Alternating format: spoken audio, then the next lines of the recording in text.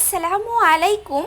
মাত্র 5 মিনিটে 1 কাপ ময়দা দিয়ে এরকম সকাল বা বিকালের নাস্তা তৈরি করুন, আর খেতেও কিন্তু দারুণ মজা।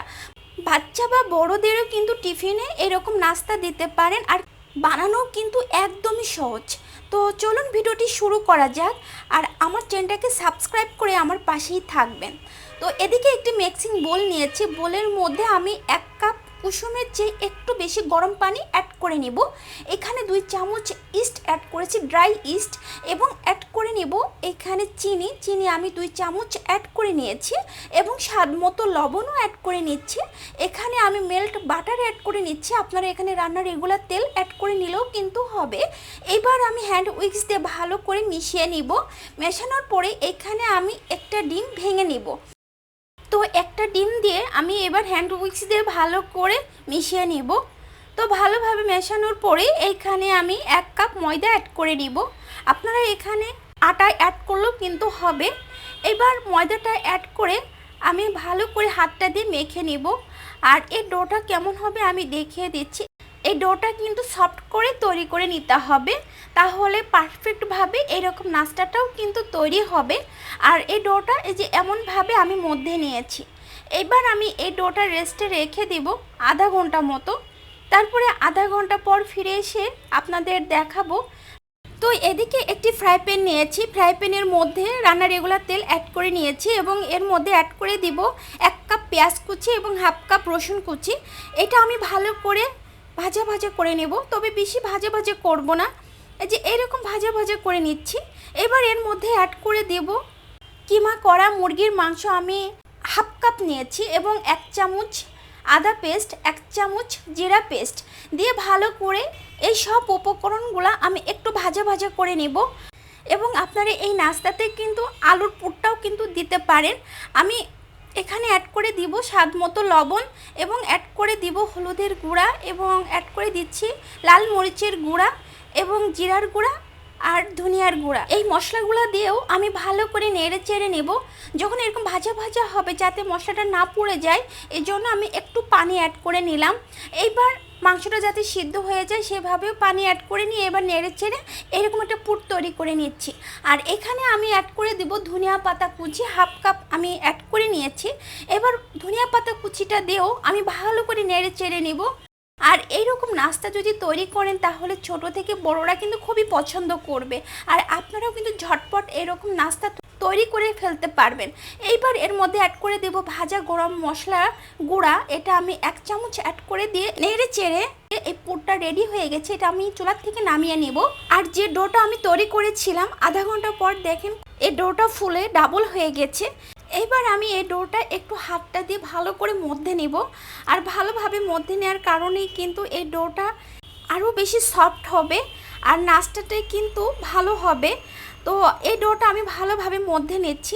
আর আমার ভিডিওটি ভালো লাগলে অবশ্যই সবার সাথে শেয়ার করবেন, এবং আমার চ্যানেলটাকে সাবস্ক্রাইব করে আমার পাশেই থাকবেন। এখানে আমি কিছু ময়দা ছিটিয়ে আমি এর উপরে ডোটা দিয়ে ভালো করে মধ্যে নেব এই ময়দার উপরে। আর একটু আমি তেল এর ভিতরে অ্যাড করে নিব যাতে হাতের সাথে না লেগে যায়, এই কারণে। তো ডোটা আমি ভালোভাবে মধ্যে নিচ্ছি যাতে একটু টাইট মতো হয়, এই কারণে।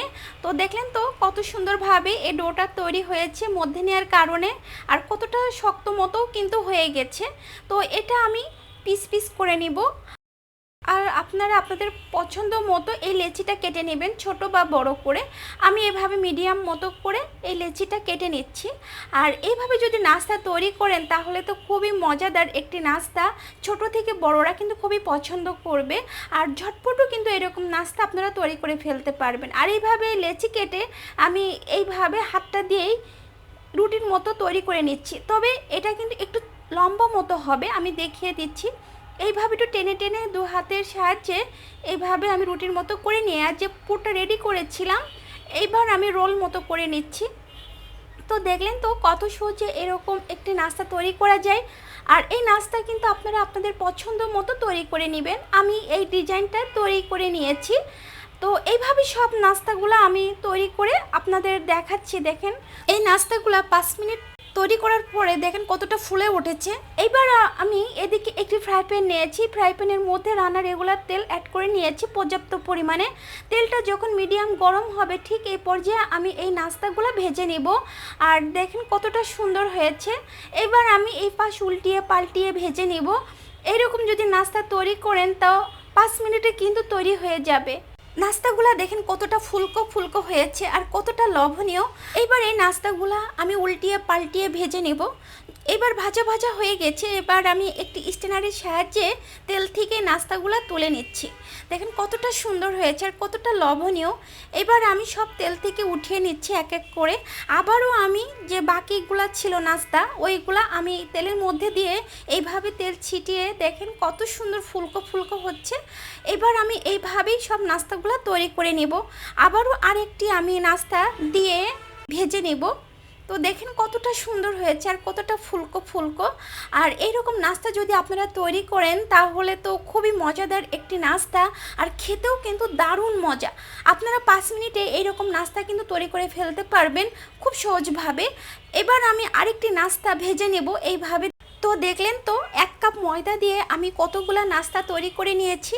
আর এই নাস্তা কিন্তু তৈরি করা সহজ আর ঝটপটও কিন্তু এই নাস্তাটা তৈরি হয়ে যায়। তো এইভাবে সব নাস্তাগুলো আমি তৈরি করে নেব। আর এই নাস্তা একটু তেল ছিটিয়ে ছিটিয়ে আমি দিয়ে দিচ্ছি। দেখেন কতটা ফুলকো ফুলকো হয়েছে। তো যে নাস্তাগুলো ভাজা ভাজা হয়ে গেছে সেই নাস্তাগুলো আমি তেল থেকে উঠিয়ে নিচ্ছি একটি স্ট্যানারের সাহায্যে।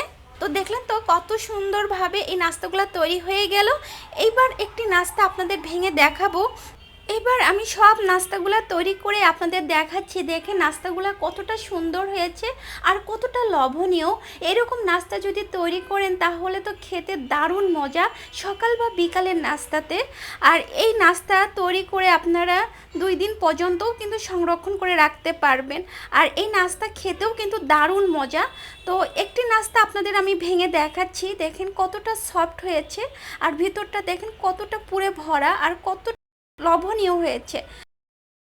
তো এই নাস্তাটি আপনাদের ভেঙে দেখালাম। আর দেখেন একটু হাতে চাপ দিয়ে আমি আপনাদের দেখাচ্ছি। চাপ দিলেও কিন্তু দেবে যাচ্ছে না, আবার ফুলকো হয়েই উঠে পড়ছে। দেখলেন তো কতটা সফট হয়েছে আর কতটা ফুলকো ফুলকো এই নাস্তাটি হয়েছে আর কতটা লোভনীয়। আপনারাও কিন্তু এইরকম নাস্তা তৈরি করুন খুব সহজভাবে। আর আমার ভিডিওটি ভালো লাগলে অবশ্যই আমার চ্যানেলটাকে সাবস্ক্রাইব করে আমার পাশেই থাকবেন এবং অবশ্যই কমেন্ট বক্সে জানিয়ে দিবেন যে আজকের নাস্তার রেসিপি কেমন হলো। তো আজ এই পর্যন্তই। আবারও কোনো নতুন নতুন ভিডিও নিয়ে আমি আপনাদের মাঝে হাজির হব। সে পর্যন্ত সবার জন্য দোয়া রইল। ফি আমানিল্লাহ।